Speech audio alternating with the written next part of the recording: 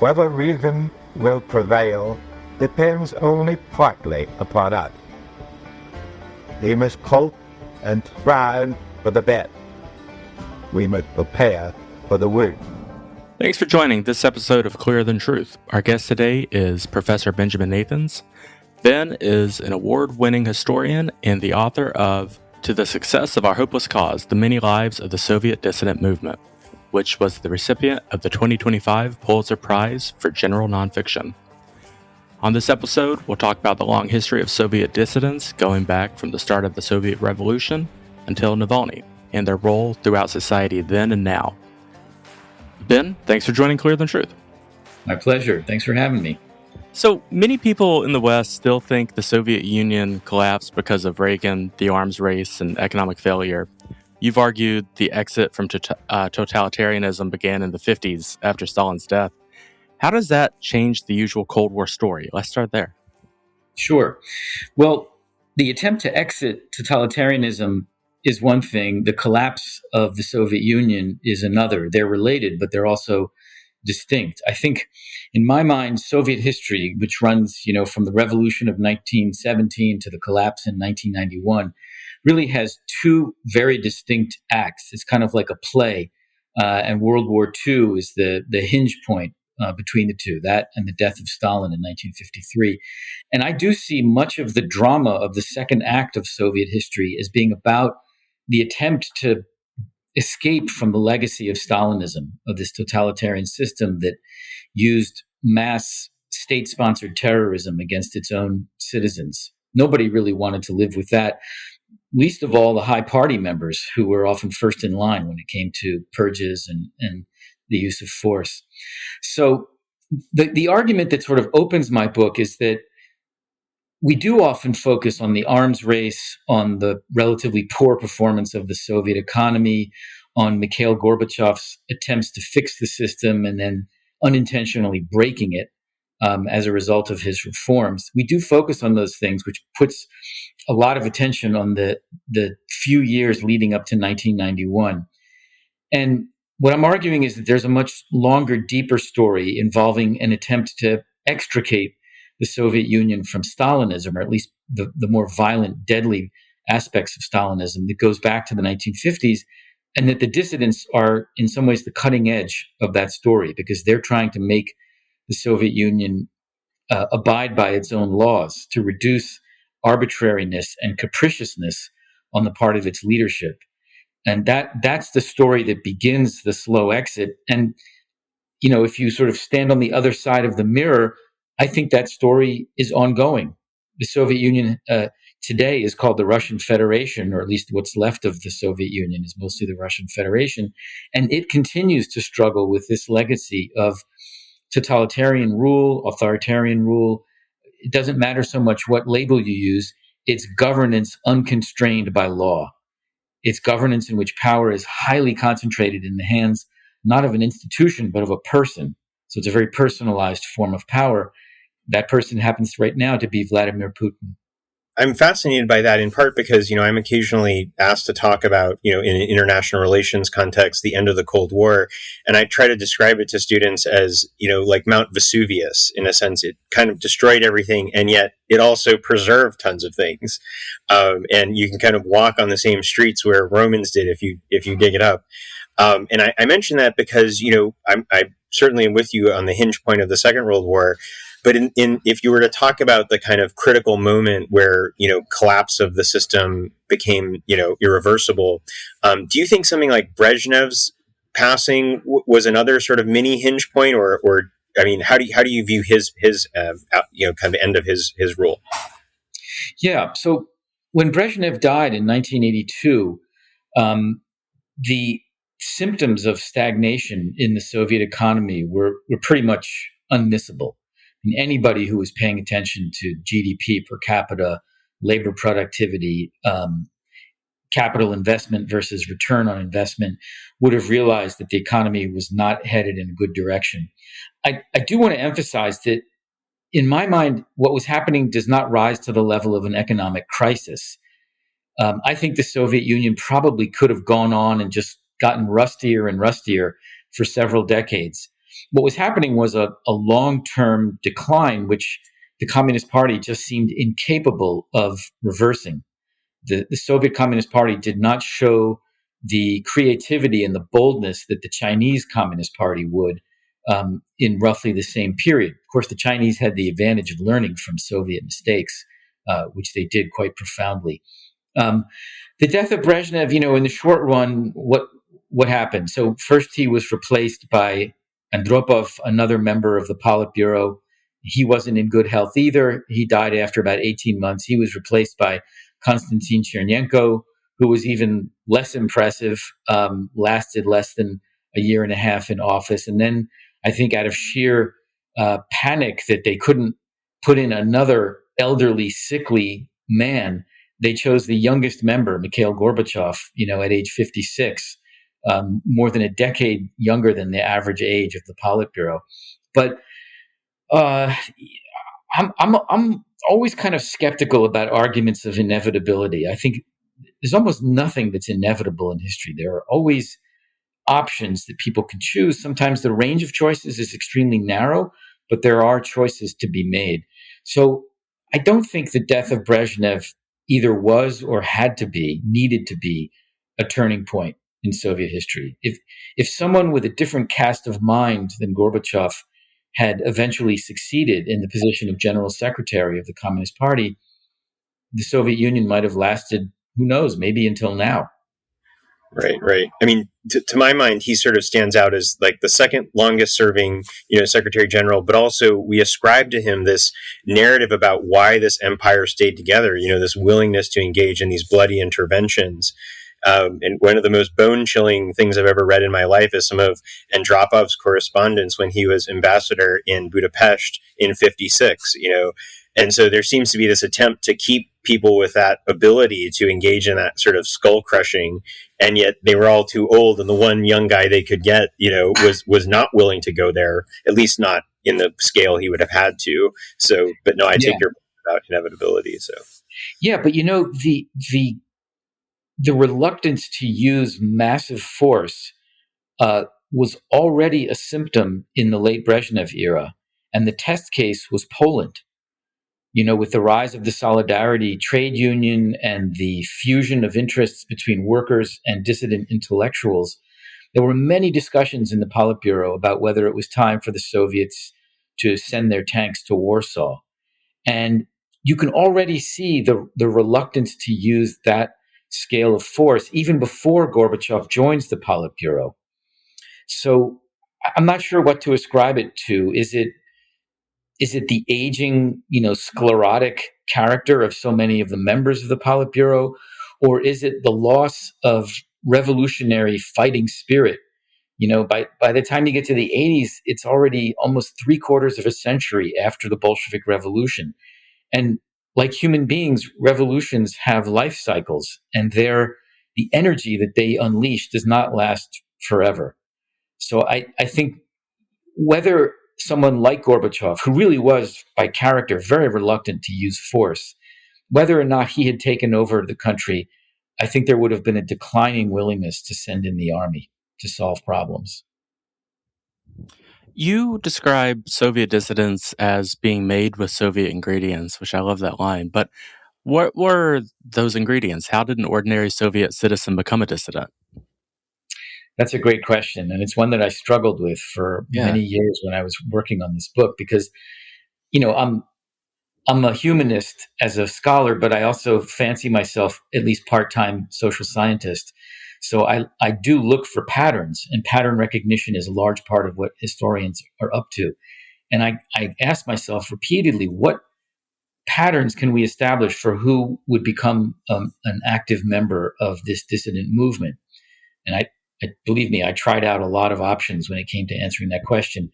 What I came to conclude at the end was that you could make certain generalizations about the personal characteristics of people who tended to become dissidents. And one is that they were very high-minded. They believed in the ideals that their Soviet education had instilled in them. And they particularly believed that the rule of law was an important civilizational value for any country that wanted to call itself modern. that the applicability of law, not just to citizens, but to the behavior of the state, was something that was an essential part of being a modern civilized society. There was also a certain literal mindedness about many of the dissidents. They were not professional lawyers. There were extraordinarily few lawyers among them. The group that was overrepresented were people from what we now call the STEM fields: science, technology, engineering, mathematics. Lots and lots of extremely talented physicists and computer scientists in the movement. But when they read Soviet laws, the Constitution, the Code of Criminal Procedure, they read them not as things to be interpreted and applied via interpretation to real world scenarios, but as sort of literal statements. You must do this, you must not do that, you are permitted to do this. And that literalism was one of the strengths of the movement, because they applied it to the behavior of the state, which they found repeatedly wanting in its failure to live up to the Soviet Constitution. So the reason why I say they were Soviet people who were built out of Soviet ingredients is that they sort of took what was most idealistic and high-minded about the Soviet ethos, and they applied it boomerang style to their own government. Yeah. I'm fascinated by some of the interactions I saw at the kind of end of the Soviet Union among kind of Americans and Soviet thinkers. And, one manuscript I found in the Library of Congress is, I think it was Daniel Bell going to do a tour, at the very end and talking actually to the Soviet Academy of Sciences about, economics and futurism.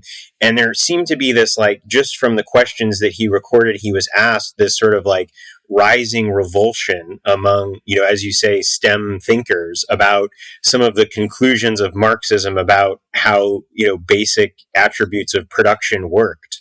And so I wonder whether that, may have played into that confrontation. I don't know, but it certainly resonates with me. So I think so. I actually didn't know about that visit. This is the Harvard sociologist. Yes. Yeah. So Soviet intellectual life is something that has interested me for a long, long time. I've met lots of Soviet or former Soviet intellectuals, and one of their qualities that I admire most is their contempt for disciplinary boundaries and the wide angle lens that they bring to problems. And so you have Soviet physicists who are, wading in and offering their opinions seemingly without fear about issues of biology and law and economics and literature and poetry. And, sometimes it comes across as kind of dilettantish, but when you have extremely intelligent people weighing in on areas outside their own expertise, it can often be just liberating to see a mind at work. And yes, one of the things that they critiqued was what they perceived to be the wrongheadedness, the extremely archaic way of analyzing everyday phenomena that was Marxism-Leninism, as if it was like a piece of amber frozen in time. And for all of its, revolutionary bragging and ethos, the Soviet Union in many ways was a very conservative country culturally. When you think about the things they were really good at, ballet. But what kind of ballet? Very traditional 19th century ballet, not George Balanchine, not modern dance. When you think about the kinds of mathematics that they excelled at, very traditional topics, but done, at a world-class level. So, your question is sort of about what these people from STEM fields brought to, political theory, social theory, the everyday practice of Marxism-Leninism. They were extremely skeptical, and I'm going to do two very brief detours about this. So one is take all the time you want. This is wonderful. Okay. So one is a story about when Andrei Sakharov, who was trained as a theoretical physicist, but because of the pressures of the Soviet war effort during the Second World War, which, as you know, was a life and death struggle for this country, he was drafted into the nuclear weapons design program. And it turned out he was not only a great theoretical physicist, he had a really amazing knack for solving practical problems. Most famously, how do you design a hydrogen bomb? that will actually work. And one of the stories that Sakharov recounts in his memoir, which I highly recommend, it's a fantastic work, is about how he failed his classes in his obligatory classes in Marxism-Leninism at Moscow State University. And he has this fantastic passage where he talks about these thick tomes that Marx wrote, 3 volumes on Capital, and how, as a physicist, he was always suspicious of fields that required 800 pages to say what they wanted to say. Because in physics, the 4 laws of thermodynamics can be expressed on a single page of paper. That to him was the sign of a truly rigorous, scientific, elegant way of thinking. So he was suspicious of this voluminous, very, overly verbal approach of some of the Marxist-Leninist works of social sciences.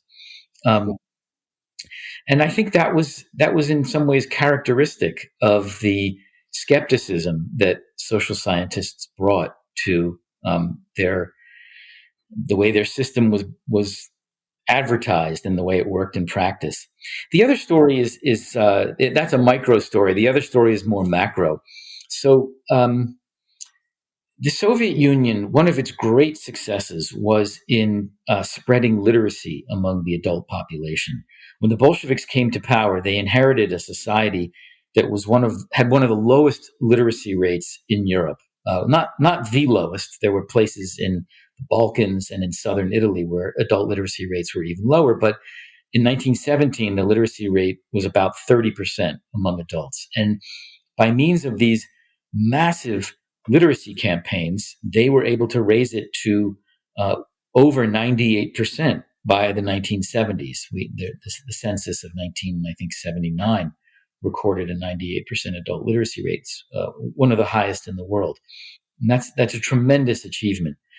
But one of the unforeseen consequences of those literacy campaigns and the campaign to expand higher education and get more and more people to go to college and university was that the gap between the level of education of the leadership of the Bolshevik Party versus the masses narrowed quite dramatically over the course of the 20th century. So where, in the 1920s, the Bolsheviks could position themselves, and they used this language, as the teachers of the proletariat, of the workers and the peasants. By the time you get to the 1960s and 70s, you've got large numbers of people in the Soviet population who are way better educated than the members of the Politburo. I mean, you mentioned Gorbachev earlier. Gorbachev, when he came into the Politburo in the 1980s, was unusual because he was so well educated. He had a degree in law from the preeminent university of the country, Moscow State University. Many Politburo members had never actually completed university education. They were the generation that was brought up in the 30s and 40s by Stalin, the sons and daughters of, well, if it's the Politburo, it's the sons of workers and peasants. So when someone like Sakharov comes on the scene, in the dissident scene in the late 1980s, he's just way better educated, much better read, and then frankly, just a lot smarter than the members of the Politburo. So it's a little awkward for him to be taking instructions about, the grand structure of the Soviet Union and the Soviet economy. And in the back of his head, he's thinking, these guys cannot possibly position themselves as my teachers. Like it's almost laughable. And I think that affected the attitude in the movement. Yeah, sorry, there's a slight delay. How did the legacy of Lenin impact both dissidents and the state? I think they both would want to sort of claim his mantle. Well, the state for sure. And there was a cult around Lenin, who died at a relatively young age. I think he was 54 when he died of his final stroke in 1924. Died at a young age, was the uncontested leader of the party and of the revolution, but actually had very few years to actually govern the country, which you could also say he had relatively few years to screw up. The screw-ups came later under his successor. So there was a halo around Lenin. And when I say a personality cult, I mean he had the status, really of a kind of demigod in that society. And there are several books, very good books, written about the Lenin cult. there was also a cult around Stalin that was deliberately built up while he was still alive. And he quite enjoyed being the object of that kind of worship. It played into his highly personal exercise of dictatorial power. So the state maintained from start to finish that it was created, crafted, and guided by the spirit and the texts of Vladimir Lenin. That never really changed. And interestingly, every time there was a move to reform state policies or even reform the state itself, the structure of the Soviet government, it was always, and it had to be, in the spirit of returning to the original goals of Leninism. That was the lodestar of the system. The dissidents as a movement did not invoke Lenin. They rather preferred to attach themselves to the legacy of the pre-revolutionary intelligentsia. The dissidents were the children of the revolution, not its architects, but its heirs, its inheritors. And they had had enough of Bolshevism and revolutionary upheaval, which is one of the reasons why, whatever the political diversity within the movement, they could all agree that they were not interested in another revolution. They did not want to use violence to achieve their goals. They did not want to use the underground conspiratorial techniques that the Bolshevik Party had perfected. And they did not aspire to take over the state and enact regime change. They were for incremental law-based reform. But there is an interesting aspect to your question as it applies to the dissidents, and that is that on their way to arriving at the legal approach to dissent, many of them began because they were Soviet people and had been raised in the Soviet system and educated in Soviet schools. Many of them began with the sort of cliche move on the part of reform-minded Soviet individuals, which was, let's go back and read Lenin and figure out where we went wrong. How did the train jump the rails? And if we can just go back to Lenin, then we can get the train back on the rails. And so they would, copies of Lenin's works were available for practically nothing because they were subsidized by the state and they were printed in runs of millions of copies. So they would go back to Lenin and just start reading. Only now their reading was unsupervised. It wasn't in a classroom guided by a teacher. It was just them alone in their apartments. And I have, from diaries and memoirs, I have accounts of this. I can watch them read and sort of watch what they're thinking because they wrote about it. And they're appalled when they go back to Lenin. They discover that he was a supreme tactician. The guy was a political animal from head to toe. He had the instincts of a political combat soldier, but he had no fixed principles. You couldn't go back to Leninist principles because there were none. You could just go back to Leninist tactics, revolutionary underground tactics, which were quite impressive and ruthless in their way.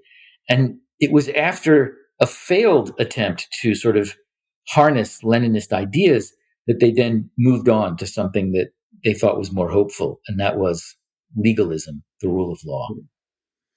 I'm very concerned about, how contemporary social scientists portray Gorbachev for several reasons.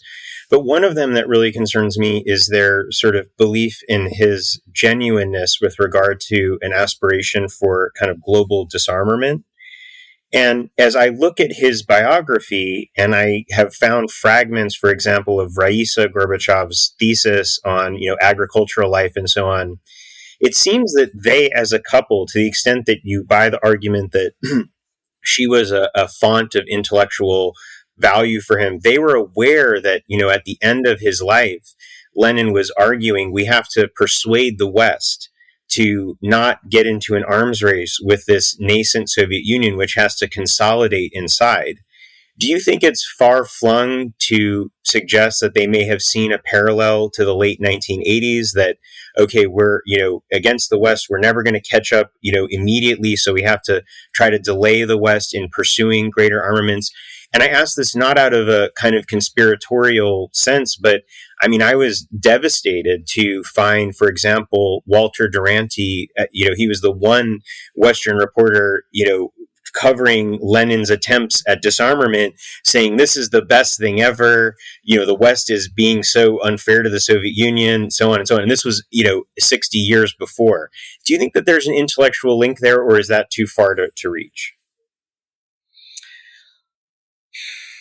Yeah, that's a difficult question for me to answer, because we know that Gorbachev started out as a true believer, who really thought that he could help promote Leninist ideas and help fix the Soviet Union. But if there's one thing that I've learned about Gorbachev, it's that he had a very open mind, and he was really evolving long past the age when most people are capable of evolving intellectually.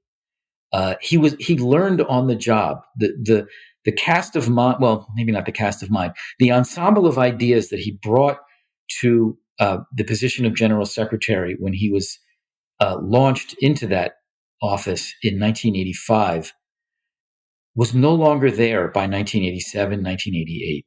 The more he learned about the depth of the stagnation in the Soviet Union, the more he changed his way of thinking, which is, again, a really unusual quality in an adult, much less an adult who's already in his 50s. So my suspicion is that parallel to the 20s and maybe the early 30s and Walter Duranty and disarmament was probably not invented, but cooked up retrospectively to help try to explain the itinerary that Gorbachev's thinking took when he got into the top position. But I'm just speculating here. I'm not really sure. I do think that Raisa Gorbachev was a big influence on her husband, but I don't think that she was as much of a shapeshifter as he was. I think she after all, her professional identity was as an instructor in Marxism-Leninism. She was far better read than her husband, and she had more advanced degrees than her husband. But Gorbachev was someone who was learning on the job, evolving over time. His eventual turn to environmentalism and global disarmament, I mean, in a way, it's consistent with what we saw while he was general secretary. But I think maybe a slightly more sober, perhaps cynical reading is that this is a guy who needed a kind of world historical cause to attach himself to. And once he was no longer running the Soviet Union because he had essentially destroyed it or dismembered it or allowed it to be dismembered under his watch, he got on the next train. And that was environmentalism and global disarmament. Alexei Navalny, I think it was you who pointed this out, wanted to distance himself from Soviet dissidents, seeing them as failures. Why did he see them as failures? And from your vantage point, what did he get right? And what did he misunderstand about the earlier movement? Yeah, it's fascinating that you just brought up Alexei Navalny, because he too, I never met him, but I've read his memoirs and I'm writing about them now. He too is someone who strikes me as capable of learning on the job. He had an open mind, and he evolved over time. His worldview evolved, his tactics and strategies evolved. The reason why Navalny expressed his contempt for the Soviet dissidents was that they represented something, or an image of something, that he very much did not want to be and did not want to be perceived as. And that was kind of marginalized, disgruntled intellectuals who can't do anything except criticize the system, and whose close ties with their supporters in the West made them suspect on patriotic grounds to ordinary Soviet, or in Navalny's case, Russian citizens. Navalny was someone who did want to run for office and eventually occupy a position of power. Navalny was not from the STEM fields. He was a lawyer by training, and he had a much more sophisticated way of thinking about how to use the law for purposes of political reform. And most of all, he felt like the dissident movement, the dissidents could be called losers because their movement failed to achieve its self-described goal, which was to make Russia and the Soviet Union a more law-abiding state. They did not do that. I agree with that verdict. They did not succeed in moving the government to a more law-abiding form of behavior. But like so many things in history, it was the unintended consequences of the movement that actually became the most important ones. And what they did accomplish was to contribute mightily to the draining of legitimacy from the Soviet system. They were able to show over and over again that this government, which could not stop bragging about itself as being the vanguard of human history, the most progressive society on planet Earth, the future model of all other societies, because Marx, after all, had discovered the laws of historical change, this country that talked about itself that way couldn't even obey its own constitution. It's a really bad look for any country, but especially one that brags about itself the way the Soviet Union did. And that really did contribute to the hollowing out of the system's legitimacy, which in turn helps us understand why the whole thing collapsed like a house of cards when it did, so suddenly in a way that almost nobody saw coming, even the leading intelligence services. I do want to add, though, just one thing. Because Navalny was someone who was able to change his mind, even past the age of 40, late in life, and specifically while he was a prisoner of Vladimir Putin after Navalny's return to the country following his poisoning, he started reading dissident memoirs. He read Alexander Solzhenitsyn's memoir. He read the memoir of one of the few workers in the dissident movement, Anatoly Marchenko, who spent many, many years in prison and in the camps. He read the memoir of Natan Sharansky, formerly Anatoly Sharansky, who is still alive and with whom Navalny actually corresponded between his prison cell in Russia and Sharansky, who lives in Jerusalem.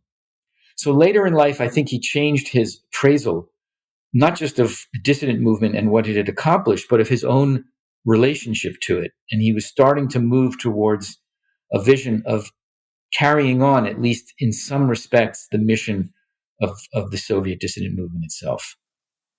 Is it safe to say that he achieved more martyrdom than he would have if he would have stayed alive longer or been elected to office? Navalny, you mean? Yes. Well, there's no question that his murder in prison, and we now know beyond a shadow of a doubt that he was poisoned in prison, that transformed him into a martyr. I don't think he would have been a martyr if he had managed to stay alive. But there was just no way that Putin could afford to allow him to continue to run for office, to agitate, to call out the massive scale of corruption among the Russian political elite. So Navalny essentially called the cards with Putin by returning to the country. And Putin did what I think everyone predicted he would do, which was he arrested Navalny immediately. The minute he got to the airport in Moscow. I wasn't sure what he was going to do with Navalny once he was in prison. But after letting him waste away for a couple of years, I guess he decided that enough was enough. Yeah. I mean, I'm interested, just back to this sort of point of what I might call, applied history. I'm often confronted by folks who are, will say, well, this is all fine and good, but what does it have to do with the present? And I wonder, my question now is sort of inspired by an experience I had as a research fellow in Berlin. In the aftermath of the invasion of Ukraine, there was an unwillingness of those affiliated with the German state to sort of acknowledge the mistake made by trying to forge some kind of relationship with Putin's Russia, obviously economically through things like Nord Stream, but also this sort of, I call it a kind of reinvented Ostpolitik, which sort of suffused, Merkel's government. We've got to find a way to deal with them, so on and so on. I had this sense of indignation, which I found Germans so unwilling to sort of engage with. And, as I kind of plumbed the history of the end of the Cold War, it occurred to me that, there's a sense, I think, in Germany that they are entitled to, a kind of independence on questions related to Russia because, they were so much a part of the end of the Soviet Union. And to my mind, that's a bit of a kind of shadow or facade, in the sense that, there are episodes that if you asked your average American about, like the Pan-European picnic, which predates the falling of the Berlin Wall, this is an episode where, a Central and Eastern European people, Hungarians, sort of collaborated to have this jarring episode where all these people sort of dashed over the border, and they defied, the kind of sense that the Soviet Union had this Iron Curtain. All of that is sort of forgotten in this, like, more sort of pristine, simple narrative that involves things like the Berlin Wall. And I wonder, is that why, sometimes we overlook the sentiments of Central and Eastern Europeans, whereas, in some ways the contemporary German state has been able to, have sometimes problematic relationships with contemporary Russia. And all of this, I mean, is just kind of this lead up to now the realization post Ukraine invasion that there was a great deal of illusion around what Putin was and where Russia was headed. I know it's a complicated question, but I'm looking for arguments about why we should care about these end of Cold War and end of Cold War kind of moments. Yeah, I take it as a professional obligation of mine as an historian to endorse the idea that we can actually learn from history. If we can't, I'm in big trouble. The question is really, how do we learn from history? How are historical lessons extracted? There are better and worse ways of trying to do that. So George, you've raised a really interesting question, both about Germany in particular, but the West more broadly, and the way it reads or misreads Russia and the intentions of Russia's leaders. There's so much that could be said about this. The first thing I want to do is just recommend a book that is about to come out in English translation by a friend of mine, Stefan Kreuzberger. It's called The German-Russian Century. It appeared in German several years ago and is just about, I think, this spring to come out in English. And it's a fantastic narrative and analytic history of a century of relations between Germans and Russians. And it really skewers the German governments, and I say that in plural because it was both the Social Democrats and the Christian Democrats who engaged in this sort of cooperative strategy vis-a-vis Moscow, really skewers them, but also explains where they were coming from. And where they were coming from is something that I think should not be foreign or strange to Americans. This idea that international commerce and ties of economic and commercial trade lessen the risk of war by binding countries to each other and giving them a set of shared interests in stability and in productivity and collective welfare. I think that idea is, first of all, it's hugely appealing. And I think, the United States has based a lot of its foreign policy on the idea that it can use trade and economic ties to build alliances, or if not alliances, at least peaceful relations with countries and reduce the risk of war. In the German case, I think there was an added element in the sense of a kind of vague but powerful, lingering guilt over what the Germans have done on the territory of Russia and the Soviet Union in the 20th century. 27 million people were killed in the Soviet Union in the Second World War by Nazi troops. And, it depends on the mindset of an individual leader and what generation they belong to. But the Germans have a particular moral issue vis-a-vis not just Russia and the Soviet Union, but Eastern Europe generally. And that guilt may have contributed to their desire to have warm relations. But yes, they, like many people, they certainly weren't alone, they severely underestimated the imperial drive behind Putin's foreign policy. And there's an ongoing debate about why Putin transformed from at first looking like a conservative patriot who had a very, sort of understandable conception of Russian national interest, and is going to use that as the basis of both his domestic and foreign policy, into someone who really seemed like a revisionist power bent on restoring choose your model, Soviet greatness, Imperial Russian greatness, and was willing to use military force in the service of that goal. That's an extraordinary transformation. And I think historians will be debating for many years whether the imperialist was there all along and we just missed it, or whether Putin, like Gorbachev and like Navalny, was someone who was evolving and learning on the job, only in a direction that we don't, well, at least I don't particularly like. Let me just say one thing, though. There was nothing inevitable about Putin's decision to invade Ukraine. And people inside Russia, including people that I'm in contact with, were as shocked by that move as anybody else in Ukraine, in Germany, in the United States. And I understand that. I too was shocked, even though the CIA had an extremely accurate diagnosis of the situation, months before the actual invasion, and they were proven right. It was an extraordinary intelligence coup, the way the CIA and MI6 predicted what was about to happen.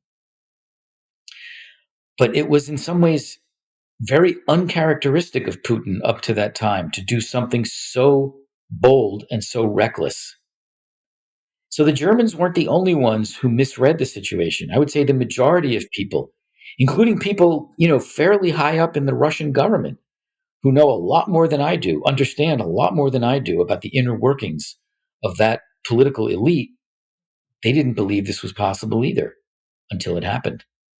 So I wouldn't want to single out any single entity for a pattern of misreading, because it was the rule, not the exception, was to misread Putin's intentions. We've had you for 40 minutes. I want to be respectful of your time, but my final question, unless George has something to add, is what role do dissidents play today in Russian policy and in the Russian state? In Russian policy making, dissidents play no role whatsoever. Zero. Putin is an autocrat, and one of the weaknesses of autocratic systems is that they tend over time to collect yes men around the leader, not people who are willing to stand up and say no. We know of several examples of Russian leaders in Putin's entourage who expressed deep skepticism about the plan to invade Ukraine once they learned about it, which was relatively late in the day. But very few who were willing to stand up to Putin and say, I don't think this is an idea. This is not going to be a cakewalk. This is a hugely risky thing to do. They were most obviously not listened to, but in many cases they were demoted or transferred. So there are no dissidents left inside the Russian government. You simply can't dissent in the long run and remain in your position. In terms of dissidents in the wider society, there are absolutely people who are skeptical or even horrified by what is going on with this war. And I think their numbers are going to increase as the costs of the war, the bill for the war, the invoice comes due. Numbers of dead, damage to the Russian economy, not to mention to Russia's standing in the world. But there's nothing that I think deserves to be called a dissident movement. The people who are dissidents are isolated. They don't, in most cases, they don't know of each other's existence. And a very significant number of people who would have become dissidents, or at least opposition figures, have fled the country because they didn't want to get arrested, they didn't want to get assassinated, they didn't want to get drafted into the army if they're male. Somewhere between 900,000 and 1 million Russian citizens fled that country in the year after the full-scale invasion of Ukraine, so between February 22 and February of 23. Those people would have been, the rank and file of a dissident movement if one could have formed.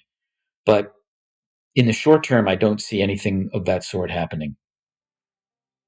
Okay. Well, Benjamin Nathans, thanks for joining Clearer Than Truth. Congratulations on the Pulitzer last year. Where can our listeners follow your continued scholarship and academic work?